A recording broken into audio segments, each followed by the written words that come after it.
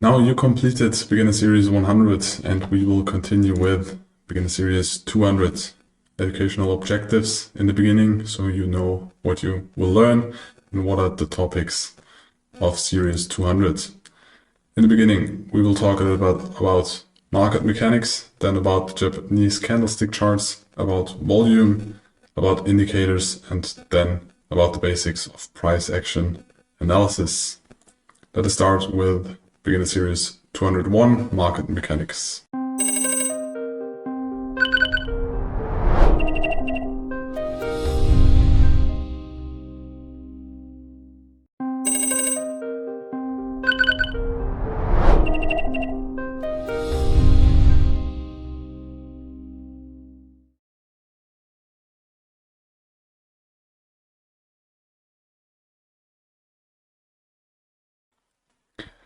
How do you build your own strategy? Beginner series 108, after that there's only 109, and then you've finished beginner series 100.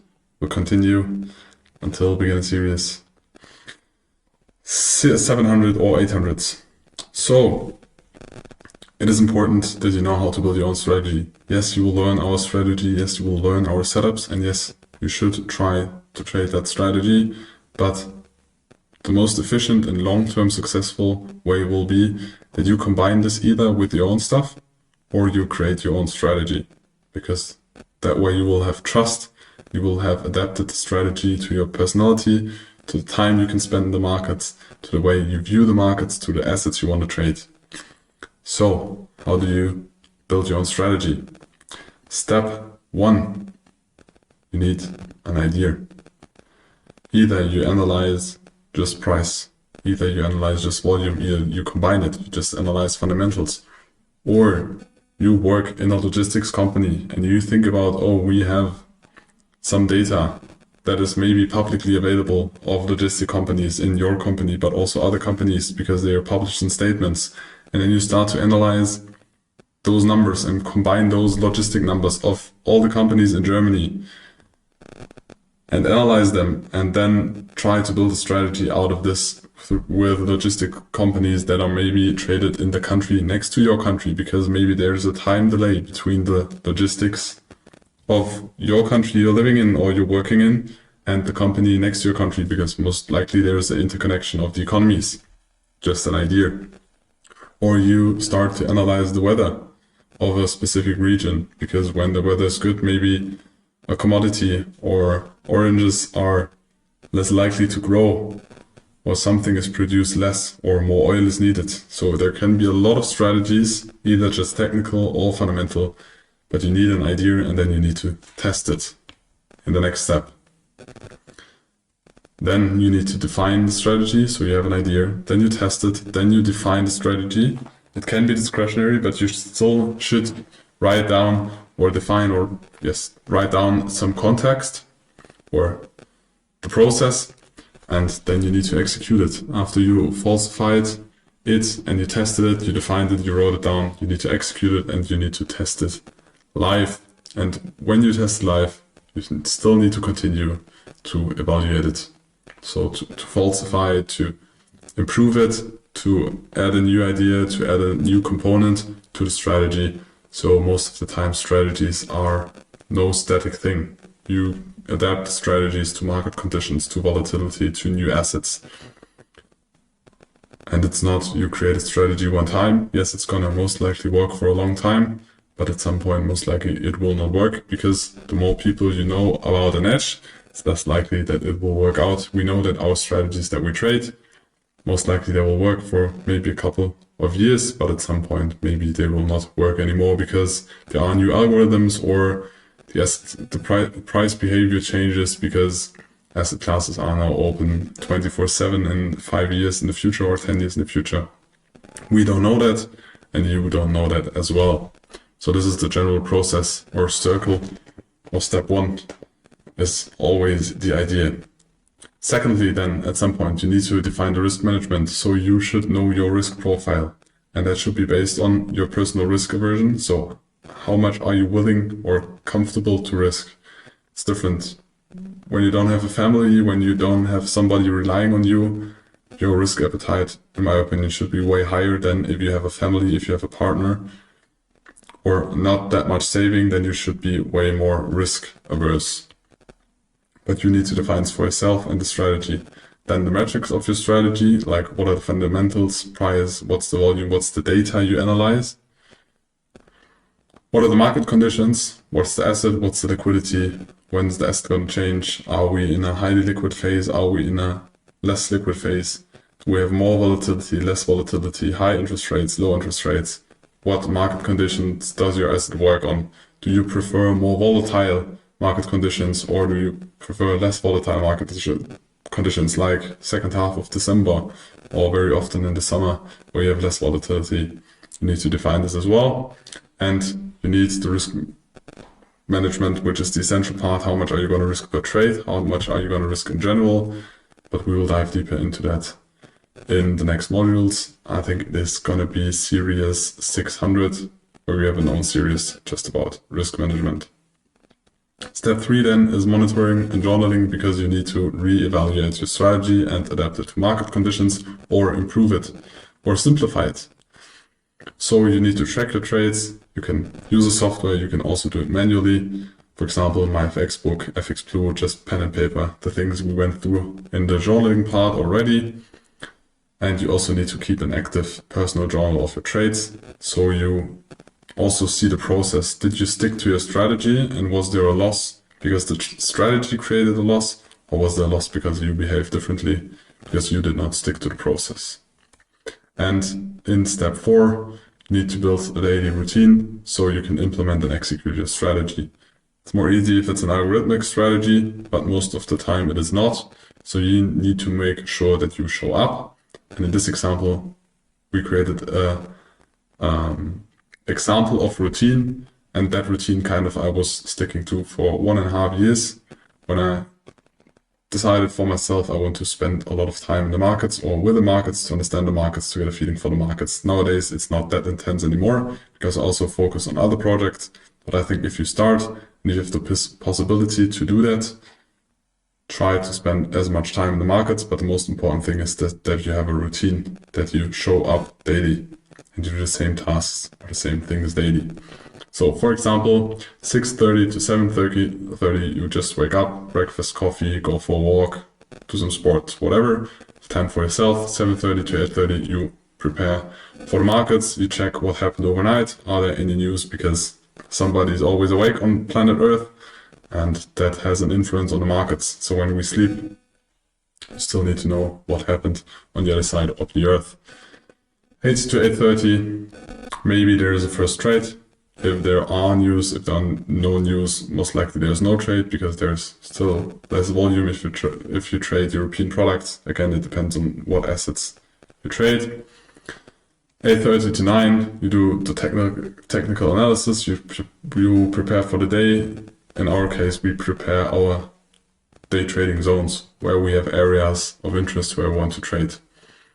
9 to 12, you do you trade, you wait for setups, you analyze the markets. Sometimes you just sit there for 3 hours and there is no setups. That's fine.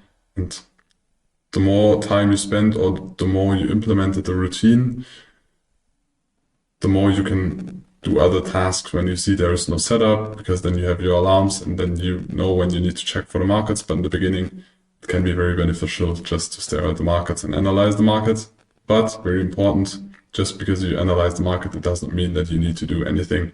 Very often trading is just waiting. From 12 to 14 or 2 p.m., lunch break, get away from the PC.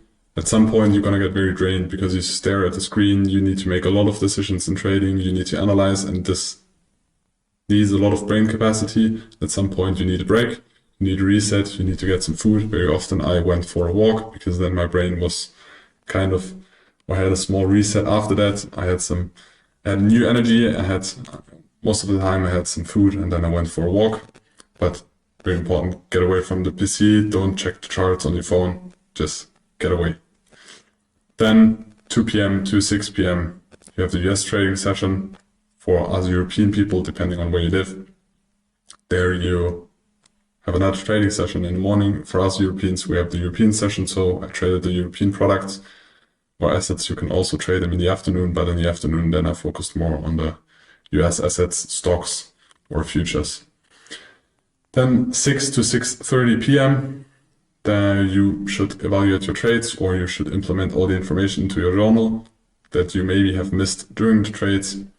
And then after that, of course, you need some lunch, you need some time for you, maybe spend time with friends, but also can be very interesting at the beginning when you learn to check the market close. So to see what happens at the end of the day, what happens when a lot of action in the closing auction starting, maybe you can trade it, or you just watch what's happening there to get a feeling for the asset, to get a feeling for the markets. Most important thing is you build daily routine that improves your focus and neutrality, because you need to be neutral. You should be at the markets every day. It should be nearly the same. Your emotional status and the focus, or the way your mood is, the way your energy level is, because if your energy level and your mood and your emotion changes every day, your decision is going to be different.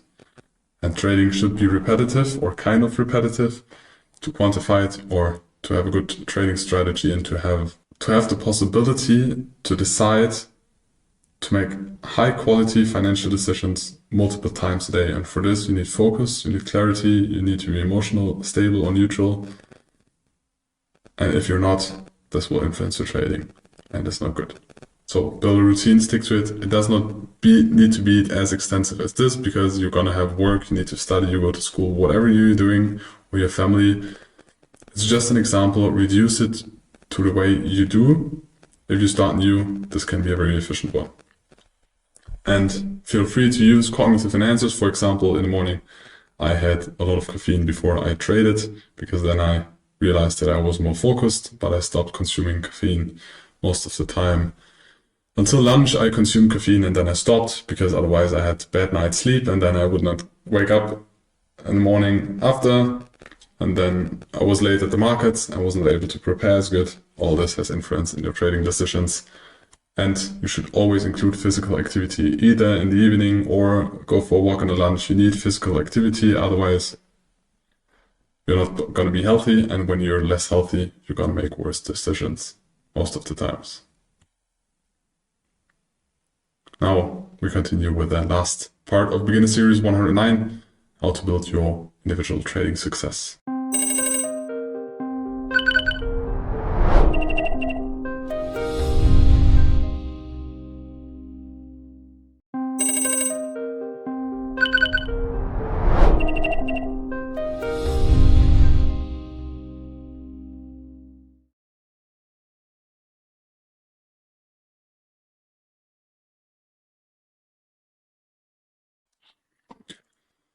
So, what are the different trading styles and strategies out there? We are coming to an end of Series 100. I think there's one more section after this. We are at Beginner Series 107. Types of trading strategies. Here are some of them. You have high frequency trading. We already mentioned them as market participants early in the course. They are trading in microseconds. They have servers directly to the stock exchange. It's about milliseconds. There's infrastructure worldwide which only transfer financial data, for example, for using or arbitrating the different prices to the different stock exchanges, or between assets, or just doing market making and providing liquidity and trading bid-ask spreads very fast. For you as a retail member, it's nearly impossible to do this, because you don't have the infrastructure, you don't have the capital, you don't have the knowledge, you don't have the resources. This is mainly done by big players in the market. Then you can scalp from seconds to minutes. You can do this as a retail trader. You need fast data feed, you need a good internet connection, you need a fast computer, and then you can do this. So you can scalp in the order book, very short term. It's possible. You're only in the markets for seconds to minutes, not longer. This is called scalping. You can do this as an individual, but it's not the main approach we're going to teach in here, but there's this style of trading some people do. Then there's intraday or day trading. It's from minute to hours. There is multi-day trading, so you trade or have positions for a couple of days, and there's swing trading, where you have position or trades from days to weeks, and there's position trading, which is a holding position from weeks to months. And it depends which trading style fits to you, depending on how much time you can invest, how much time you want to invest, and what you want to focus on. And this is your personal decision. Not everybody's made for scalping. Not everybody's made for position trading, because in position trading, obviously you need a lot of trust in your analysis and you need to trust your positions. In scalping, it's way more decisions. For me, it's way more stressful, but some people like it. And for some people, it's a good decision, but you need to identify or realize how much time you can invest, how much time you want to invest, and also if you can provide the infrastructure for scalping, example, and do the risk management and those styles, then you need to decide between those styles which style matches to you. Strategies by decision making in the process. So there is a systematic or automatic trading through system, bots, expert advisors. So there's no discretionary part. You don't need to decide anything. The decision process of buying, selling, where's take profit, where's stop loss, where's entry, where's exit, or partials, is all done by an algorithm. Full systematic, you just build that system and then you can adapt the system, but you don't do the active trading decisions. There's semi-automatic or hybrid, so it's a mix of manual execution and trading systems or indicators. For example, a system that generates signals based on fundamentals with a combination of technicals, or only technicals, or only fundamentals. You get a signal, but then the execution is still manual. There are mechanical discretionary, so those are strategies which are 90% rule-based. So you create a checklist, you go through the checklist, you search for those setups, but you search for them manually.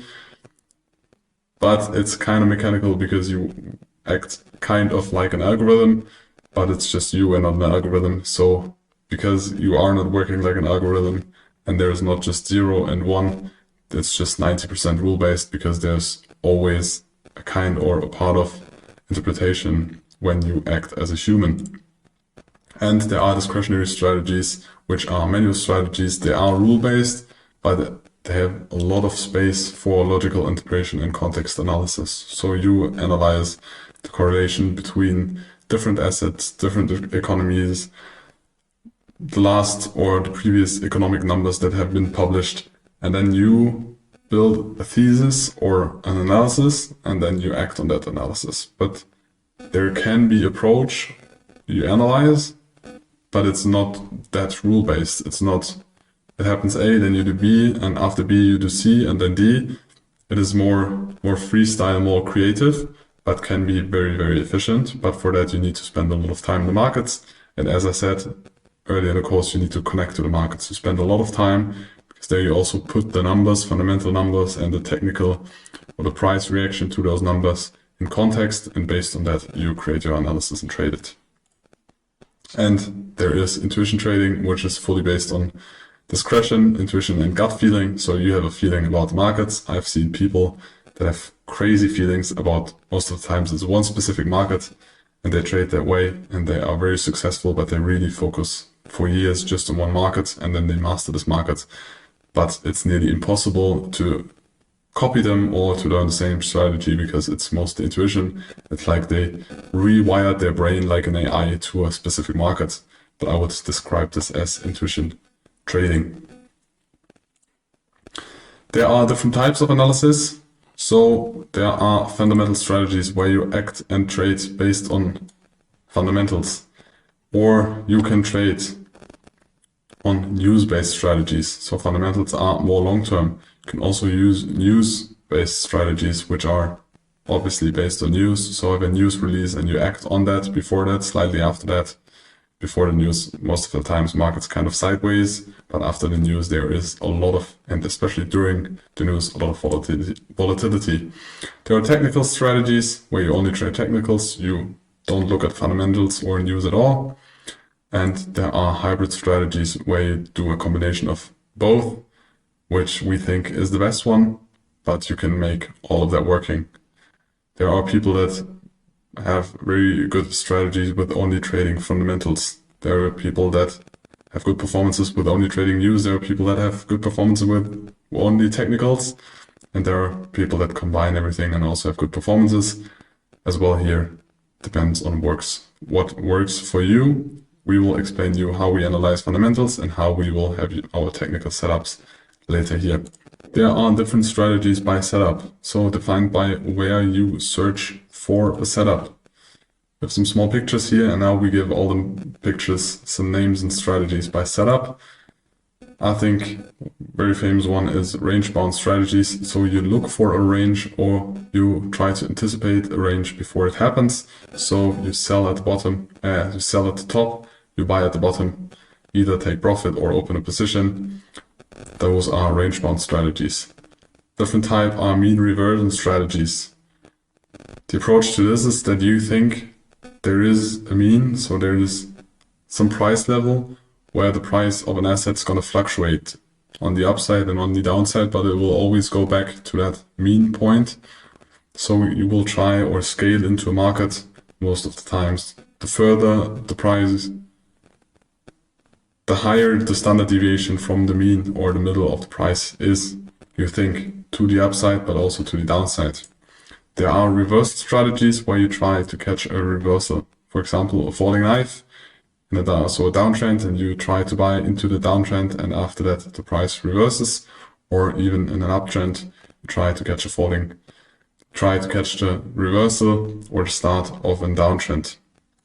You have pullback and continuation strategies, so you have a trend and you try to buy the pullbacks or sell the pullbacks in a downtrend. Either way, it's a pullback, and you need to or try to find the best price into that trend upwards or downwards. There are breakout strategies where you say, okay, you have a defined point, could also be a range, could be a trend structure, could be anything. You try to scale in when there is a breakout above this price point. Very often you use stop limit orders for that. Or you have momentum strategies where you just use buy stop or sell stop orders. We say, okay, I want to create a strong push. For example, when there is a news, you want to scale into the news. When there is a big movement, you say, okay, when the price is above this level, I want to scale in long or short. And there are non-directional strategies, but we will not go deeper into that. But it's still important to know that there are strategies like this where you, for example, sell options and you earn money as long as the market or the price moves within a range. Doesn't matter if it moves up or down, or if the market stays below a specific volatility. And then you earn money. If it exceeds that, you lose money. But those are the strategies by setup you need to know.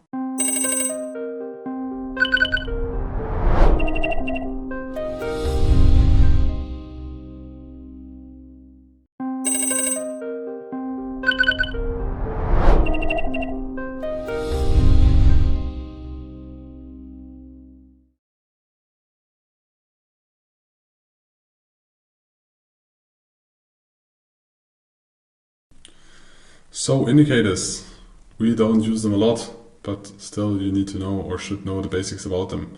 There are some basic oscillators. Most of them are mathematical calculations based on past data, so most of the indicators are lagging. We put some in here as an example. The most famous one, you have MACD. I actually cannot explain everything in detail because I don't use it. I never used it. We have Bollinger Bands, which are kind of like a standard deviation and can be useful, but are also lagging as well. We have an RSI, which calculates the strength of candles depending on the previous price movements. So it just puts something in relation, so it's relative strength index, how strength is or how strong is the market really. And we have basic EMAs. So EMAs are exponential moving averages, so they just calculate an average out of time span XYZ. And we also have the VWAP, so volume weighted average price, which is an indicator we sometimes use.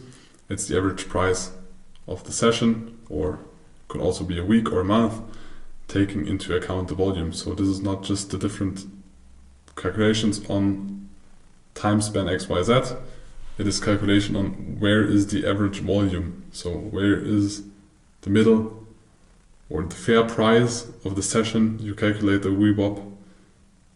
And that is very important for big institutions because they need liquidity and it tends to show if the fair value or the anticipated and traded fair value of a market is rising or falling.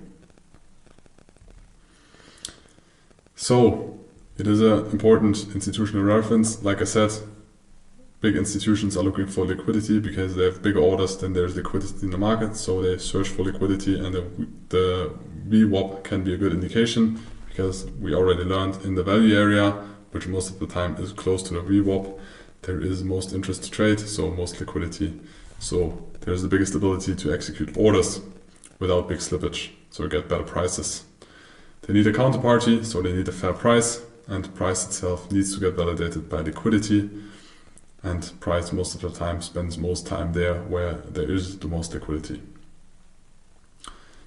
The more volume, so the more shares or contracts are exchanged on the price level, the more this price level is accepted, which are also the price levels most of the times closer to the VWAP, and time spent on a level does not mean that there was interest.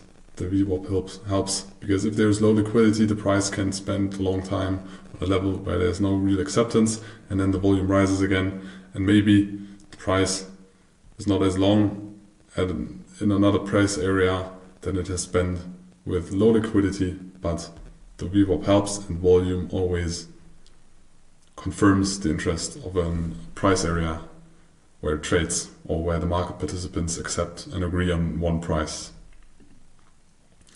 So standard deviations, we have the VWAP that is considered as dynamic fair value and considered as the fair price of the whole day, and it's dynamic, it's adapting to the future volume that is traded during the session. But you also have standard deviations of the VWAP, so where most of the contracts are traded, and you can use this, for example, for mean reversion strategies. We went through those in beginner series 100. And mean reversion means you scale in. So price is likely to spend 70% of the time in between the first standard deviations, 95% of the time in between the second standard deviation, and 99% of the time between the third standard deviations. So you can use this for mean reversion strategies, for example, or to qualify or identify how extensive or how unusual or uncommon a price movement in a market is. That's the basics about VWAP. Let's continue with the basics of price action analysis.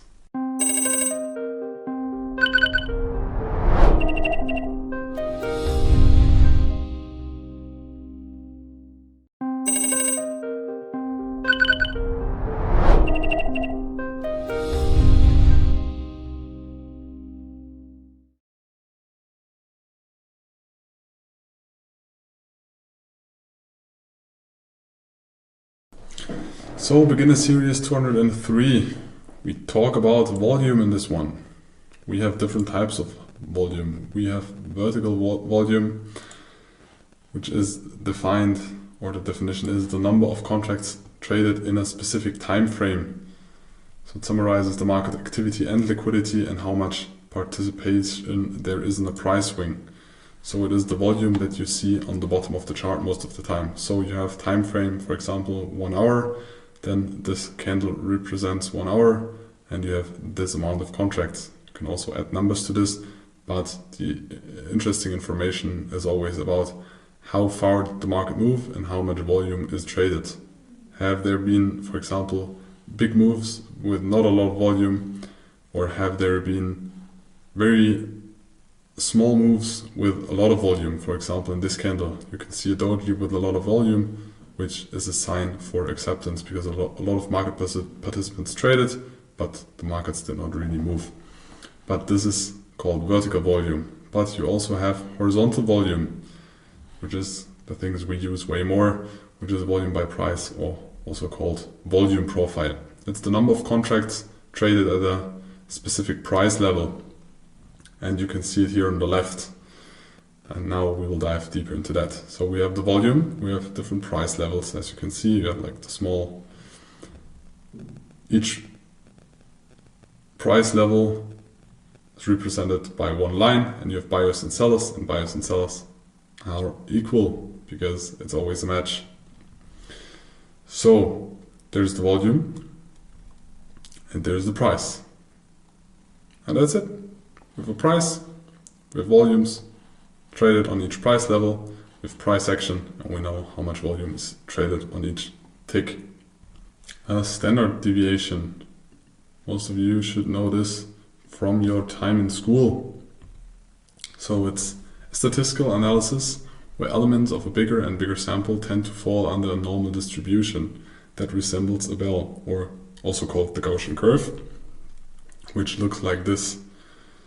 So the logic behind this is the more samples you have, the more they tend to have or fall under a sign like this, or a curve like this, or distribution like this. For example, the IQ distribution shows the IQ of man versus woman, and you see we have some people that have a low IQ. We have a lot of people with an average IQ, and we have some people with a very high IQ. We have the same example for height distribution.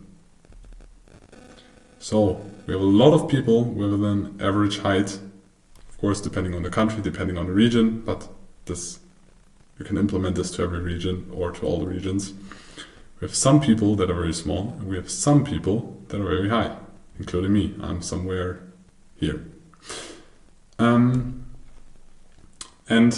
we have standard deviations. So we have an area that represents around 70% of the elements or the numbers that are in there, and those 70% are called the standard deviation, and it's highlighted in dark blue, again furthermore in purple here. So this is called the standard deviation. So this is the median, so this is the middle, the average, and then we have standard deviation to the top and to the bottom, and this represents 70% of the samples.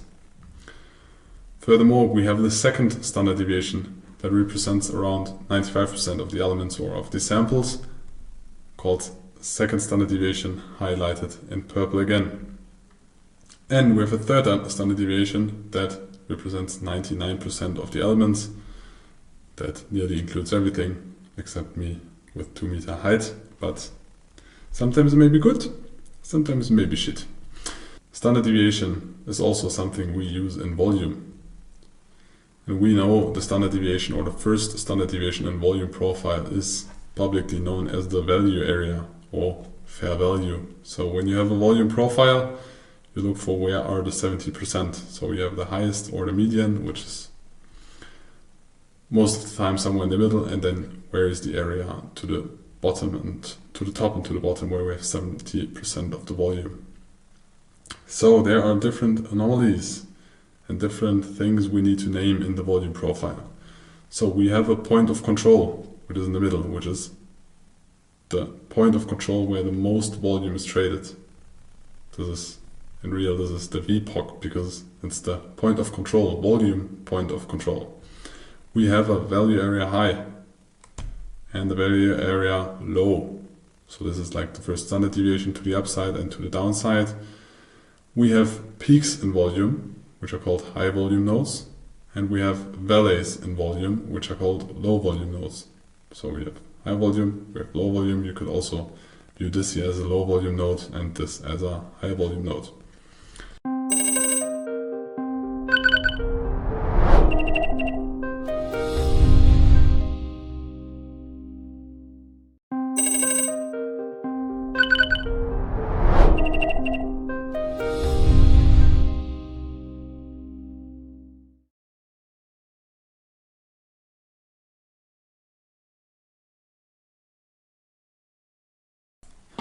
So let us dive deep into the market mechanics, beginner series 201, and understand how buyers and sellers are matched and how the whole thing with the market and the order book and the pricing of assets work. At first, you need to know that who are the participants in the auction. So you have just regular auctions like you know from art galleries or anything else. But who are the participants? So at first, in every auction you have 3 participants. You have the supply, so you have sellers offering goods in a very basic manner or a model or a regular auction in a room with physical people. You have sellers offering goods, but in the markets or when pricing an asset, the supply are the buy and sell contracts. So they are the limit orders, they are the participants, institutions that express the interest that they want to buy or sell at a certain level, and they wait until the price gets filled at their level. Then we have the demand. In a regular auction, this is potential buyers placing bids. So they're sitting in the room and say, I'm willing to pay this price for this product. In the market or an asset, it is the buy and sell contracts. So the people buying and selling, but market. They are the aggressive market participants. We will dive deeper into an example on the following slides. And who's the third participant? It is the market maker. So the person or the auctioneer directing the auction. He's matching sellers and buyers, and this can be either the exchange itself or matching algorithms. So algorithms that trade very fast and try to lower the spread and make a profit out of this, but increasing the liquidity for the asset and reducing the slippage. So when does a price in an auction increase? It increases only, and this is the only rule why a price is rising, because bidders are willing to pay higher and higher prices. Otherwise the price will not rise. If nobody is willing to pay the higher price, the price is not rising. This is the only reason why prices are rising, if there are more bidders that are willing to pay higher prices. Of course, it's always a correlation between how high is the supply and how high is the demand, but always more important is the demand, and you need bidders to willing to pay higher prices. Let us now go through an example. So in this example, we have an order book, we have a price, as you can see, and one step is always a one tick. You call this one tick. So from the price step from 100 to 101 is one tick, to 102 is one tick, to 103 is one tick again. Furthermore, we have passive sellers. So we have the supply, we have people that are willing to sell, that offer something in the market, and they have their price point where they say, okay, at this price point I'm willing to sell. Furthermore, we have passive buyers. They're also the supply. They're willing to buy at a specific price point. So this one, the buyers we call bid or buy limits, and the sellers or passive sellers we call ask, sell limits. Let's now take an example. So in this current situation, this is the example. Of course, this is very dynamic and not static in real life, but to explain it, it's better at a very slow model or example. So we have the best ask and the best bid. So we have 5 contracts. We don't know if it's one person or several persons that are willing to sell at the price of 101. And we have 4 people willing to buy at the price of 100. If the market stays like this, nothing happens, because they are in that situation. Those 4 contracts are willing to buy at 100 and 5 contracts are wanting to be sold at 101. So there is no match in between. So if there is a market making algorithm, of course, he will maybe buy 4 of those and then sell them to the people on 100 and make a small profit in between. So those can be matching algorithms or HFTs, so high frequency trading algorithms. But in this case, if there is no aggressive market participants stepping into the game, nothing happens. But of course, there are aggressive market participants, so we will go through an example. If now, me for example, or I want to buy 5 contracts because I want to buy the asset, I will send out a market order with 5 contracts, buy 5 contracts market. So I get the best price, so I will buy and lift the offer. It's the professional term that is used. I lift the offer because my aggressive order is matched with the selling counterparty, and the selling counterparty is at 101 with the 5 contracts. This now is a match. I want to buy 5, they're selling 5, so it's a match. So the price now is 101. Let's assume a candlestick chart is forming. So we have the opening of a candle, and this is the current price. So it's the opening price. It's the price where the last aggressive order was matched with a passive order. Then let's assume there's another market participant, but he wants to sell 4 contracts now because he needs cash. We don't know the reasons why, but he's selling 4 contracts market.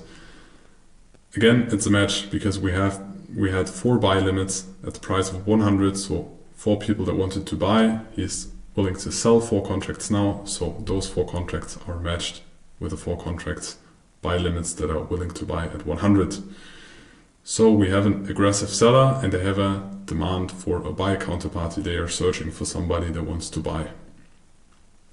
Now the price goes down because we just mentioned it. The current price is always the last where the aggressive order was matching with a passive order, and now this match happened at the price of 100. So a sell candle forms because we opened the candle here and now we are 1 tick lower, so we have a sell candle. So now there are other market participants, but the book now is empty.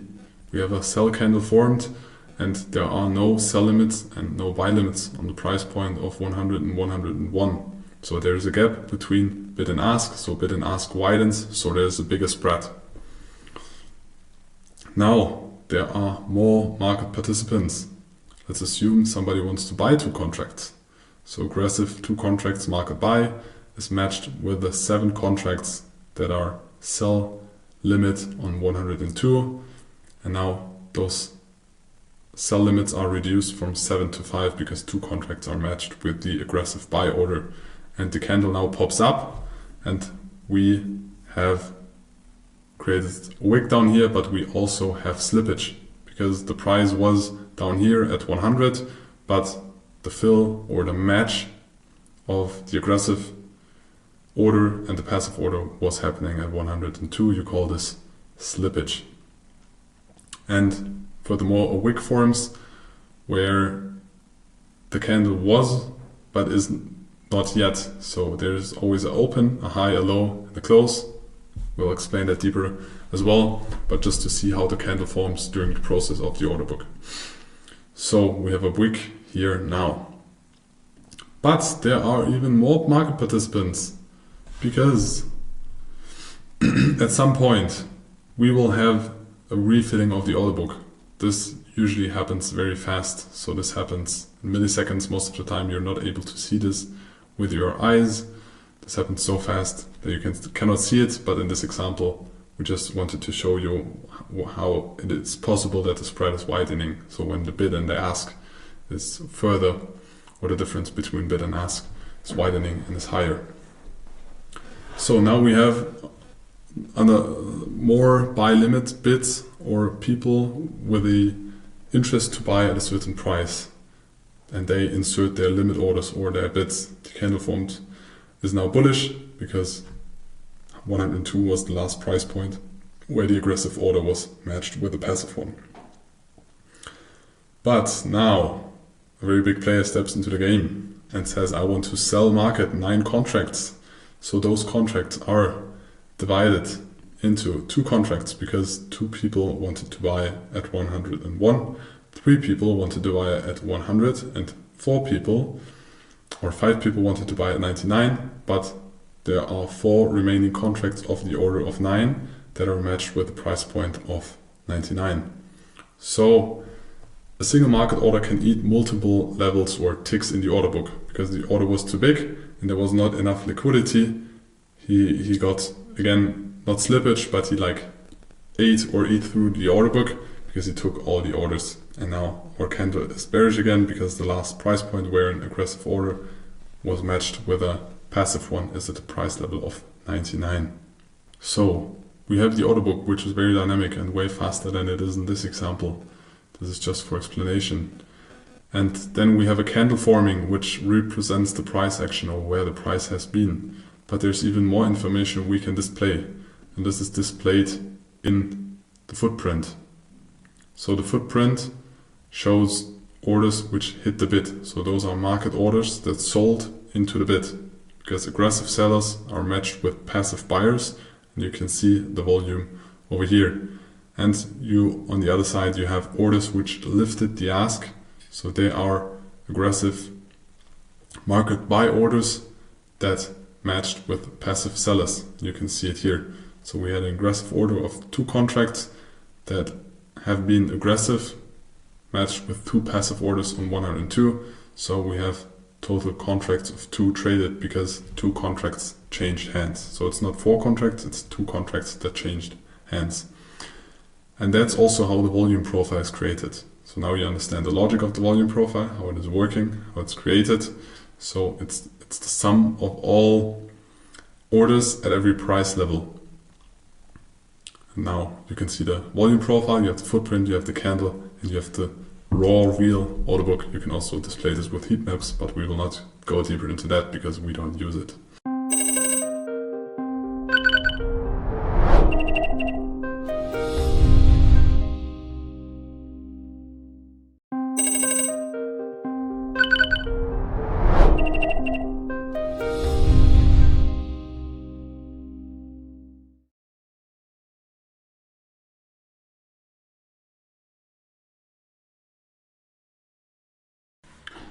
So let us start with the first part, beginner series 301, fundamental analysis. What is it? So, as we already have explained, the analysis of internal and external factors that influence the market's perceived future value of an asset. So that's called fundamental analysis. So either you analyze the company or the asset itself, or the factors around it that influence it. But it does not really have to do with historic price or volume, it's just the fundamental data, the sales, the inventories, the production, the politics, the society, all of this stuff, the central bank policy. This is called fundamental analysis. It can be done in a lot of different ways. It can be either through analyzing macroeconomic data, fundamental key figures of companies, so what are the most important numbers of company depending on if they produce stuff and sell stuff, or if they are in the service business and they don't have physical goods, for example. International conflicts and wars, weather or natural disasters, very important for resources or general growth, for example for grains or orange juice. The overall market sentiment or political elections like we have right now. I think tomorrow there are the elections in the US. They have a very big impact on the markets and everybody is watching them and most market participants are making financial decisions based on the outcome of that political election.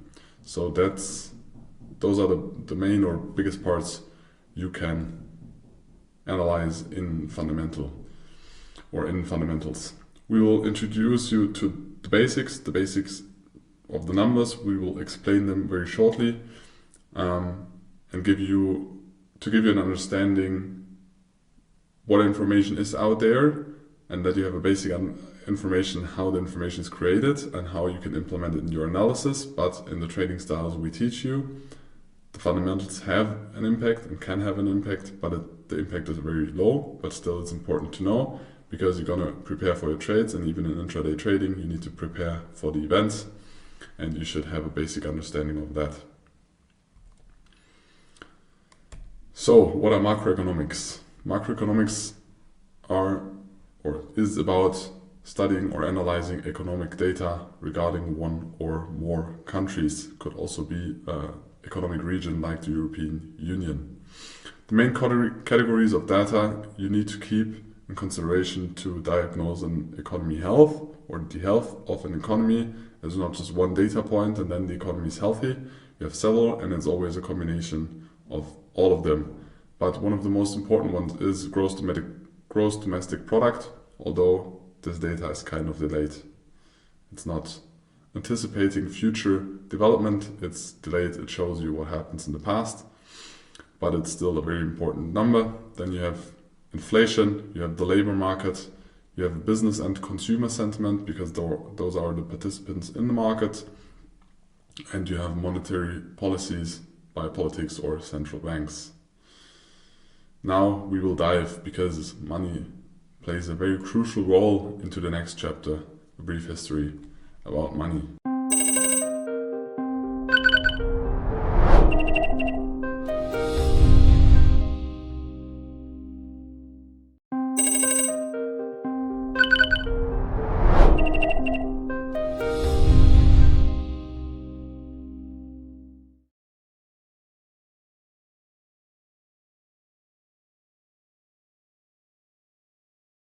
You made it through beginner series 200, so we will continue with 300, and as always with the educational objectives in the beginning.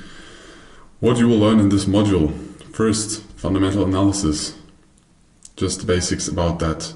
A brief history about money. Money was not always fiat money, it was different back in the days, so we will have a short history lesson. The long and short term debt cycle, just a quick overview, but we will give you sources if you want to dive really deep into that.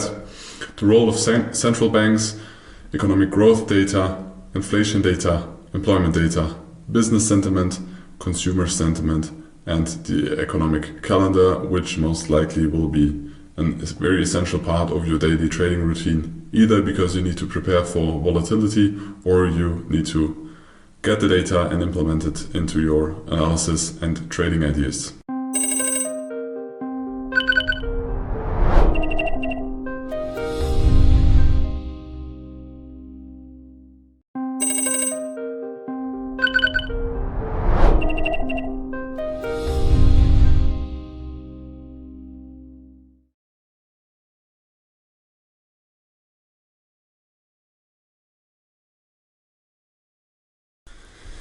So let's continue with the basics of price action analysis, beginner series 205.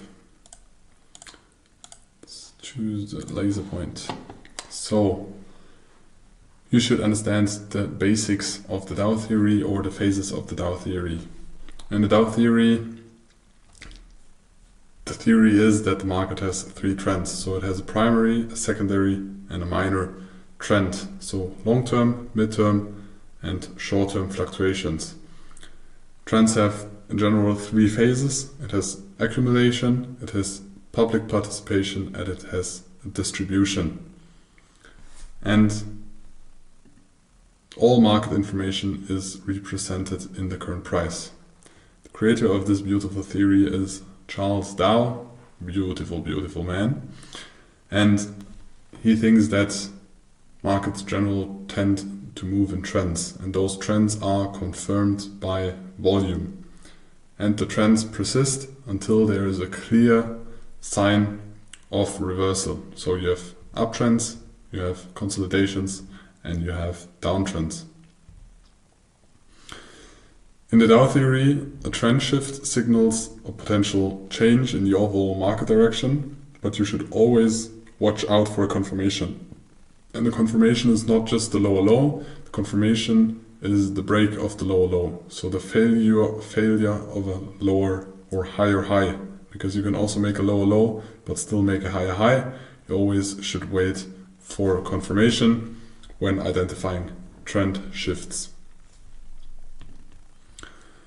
Furthermore, there is a Wyckoff logic, which is kind of Dow theory on steroids, a little bit adapted and more advanced. So there's Richard D. Wyckoff, also a very beautiful man, but without a beard.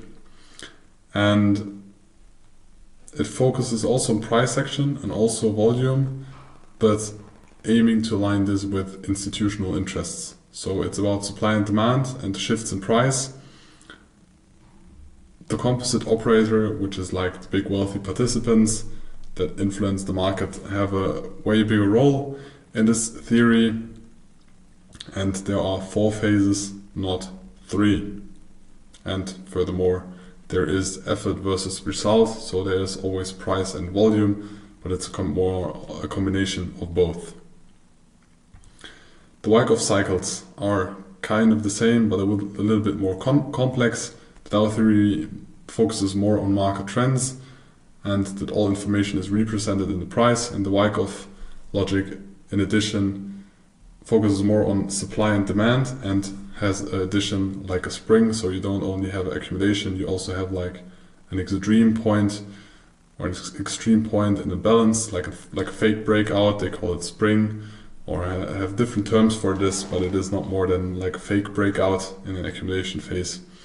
And the Wyckoff theory focuses more on the logic of the smart money, like what's the interest of the smart money, how do they move the markets, how can they cheaply accumulate without moving the markets.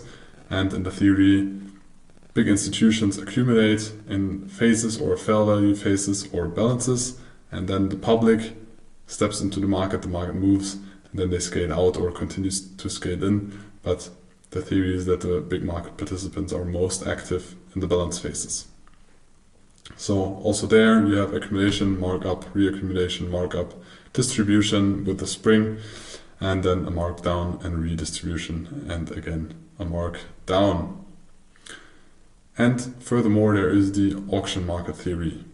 And that is about the markets are created to facilitate trading and make it easy for participants to find liquidity. So your interest as market participant is to find liquidity. You want to buy or sell at the best price, in the fastest possible way there is. And markets, especially for big participants, look for areas to trade comfortably without getting slipped or getting slippage and affecting the price. A big market participant has no interest in moving the price, because the more he moves the price, the worse the price is that he gets, either for buying or selling. So they want to stay undercover and don't want to move the market. And that's most easy in fair value, where a lot of market participants are agreeing to trade. So if something happens, market can go out of balance because fundamental shift, or because the public runs into a meme coin, or public thinks, oh, now this is a stock I need to buy, and everybody's just buying, and the supply decreases and there are more bidders willing to pay a higher price. Since buyers or sellers are outnumbering each other, so that's why the price is moving. And short, or in a summary, this is the auction market theory. And at some point then the price discovery begins, so the market is searching for fair value. So for a time he's in a fair value range, and then there's a shift in endogenous or exogenous factors. So you have a change in perceived value of the underlying asset, and then there's price discovery until there's again a fair value, where then an accumulation starts, where people agree to trade on that price. So there is the auction market theory, or the theory of auction markets. So in the definition you have phases where there is a state where supply and demand are equal, so there are stable prices, there is a fair value, there is a balance. So limited volatility, and most of the times you have a consolidation, you have horizontal support and resistances. Then there is the phase of price discovery or imbalance. So you have increased volatility, you have very strong price trends or breakouts, and traders capitalize through imbalances and trade the breakout or momentum. At some point there's going to be fair value again, because market participants agree on the price, and there's going to be price discovery again. This is the logic behind that, and this is what a volume profile in this case could look like. Most volume is spent in the balance or fair value phases, because here it is price discovery and not that much volume is traded, because there is a shift of way more supply, like in this case, or way more demand, like in this case. Now please continue to the proficiency test for Beginner Series 200. So you test if you really understood the things that we told you, or you need to give some lessons a second watch, and otherwise we will see you, or you will see me again in Beginner Series 300, where we more and more will dive deep into analyzing volume and how to use the volume profile to analyze an asset and trade based on that.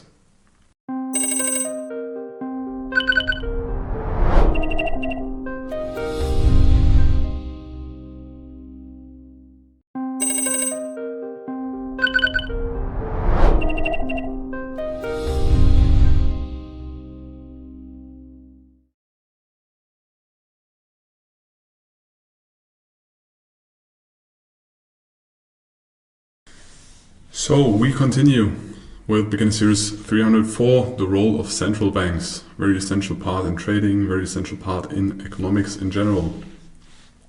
What is the role of central banks? First, they have some primary functions that are the monetary policy. So they decide about the interest rate, how high it is, what is the interest you get in general, and this is the basis for either the interest you or banks get on money that is in your account, or kind of the base how much you need to pay to get a loan. but the loan often is even higher because there are some parties or companies or banks in between the central bank and you as an individual. The same is for interest. Most of the time the interest you get is lower. They try to have an influence on the economy that it is growing stable, because otherwise there is the likelihood of an economy acting like a meme coin, so it goes boom and bust, and the central bank tries to impact that so it's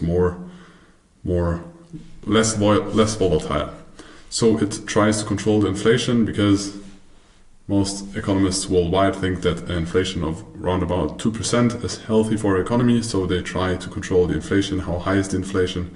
This depends on how much money is in the system, or how much services and goods are created, or how much is the economy growing, and they try to influence this so the inflation is in a range of 1 to most likely 4%. But as we all know, sometimes during COVID or during wars or during social disputes or economic difficult situations, inflation of course can be higher, but there are also cases where inflation is lower. So they try to protect the purchasing power of the fiat or the stability of the currency, sometimes good and sometimes maybe shit, depending on the country you live in and depending on the people that decide about this. They also have employment goals, so they balance or try to balance. Of course, they want to reduce the jobless people, but in some scenarios, for example, we'll dive deeper into that in the following slides. When you have inflation and you want to tackle this inflation and want inflation to be reduced, you need some kind of rise in employment. I will explain you later why, but they also try to implement or handle the employment rate in economies. Key tools for that are just interest rates, so you see how high is the interest rate of different central banks. So this has an influence on borrowing, spending and investment.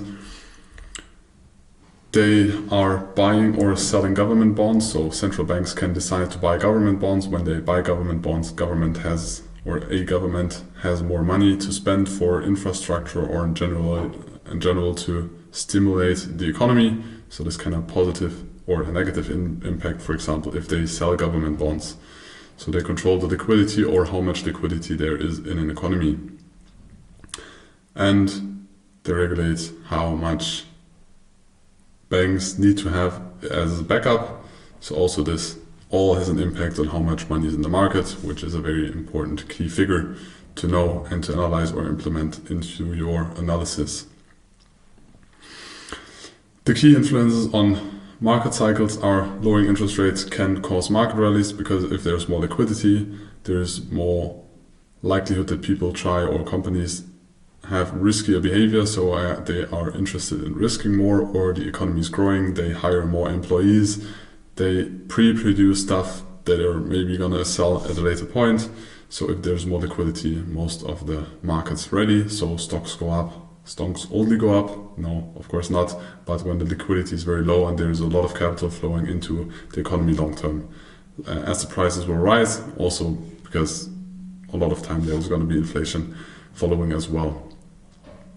Rate hikes can cool down overheated markets, so if an economy is growing too strong or as the prices are rising too fast, they can raise the interest rates so they can reduce the liquidity. They can also sell government bonds, but in general, when they rise or interest rates are rising, the likelihood of credits or people taking or companies taking credits is lower, so there's less liquidity, less transactions and less activity in the economy in general, so most likely less growth.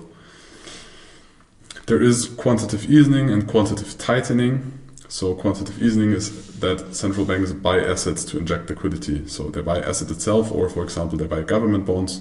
Through that the government has more money to spend, and with that money they can stimulate the economy. So this encourages risk-taking of companies, of individuals, of governments, of most of the participants in an economy. The other part or counterpart to that is quantitative tightening. That is that the central banks reduce their holdings or reduce government bonds, sell government bonds, or in general drain liquidity from the market, so liquidity gets less in the economy or in the market. That tightens the credit conditions, so the people or companies get more risk averse, so they cool down the growth of an economy so it gets stable and we don't have those boom and bust cycles. Furthermore, what are the impact for you as a trader? You need to understand the central bank policy and what the impact of central bank policy decisions have on the markets. You see, when there is a central bank decision, it doesn't matter in which economy or country, it has a very big impact on the currency, on the assets of the country, on the real estate of the country. It has on the bonds of the country. It doesn't matter if corporate bonds or government bonds. It has a very big influence, and you need to check this for the assets you trade and how they react to those signals. And it's not as easy as central banks rise interest rates and then you sell something, or the other way around. It is always more complex and you need to put things in perspective. But we will dive deeper into that later, and this course is not about deep dive into fundamentals, but you should know about those basics.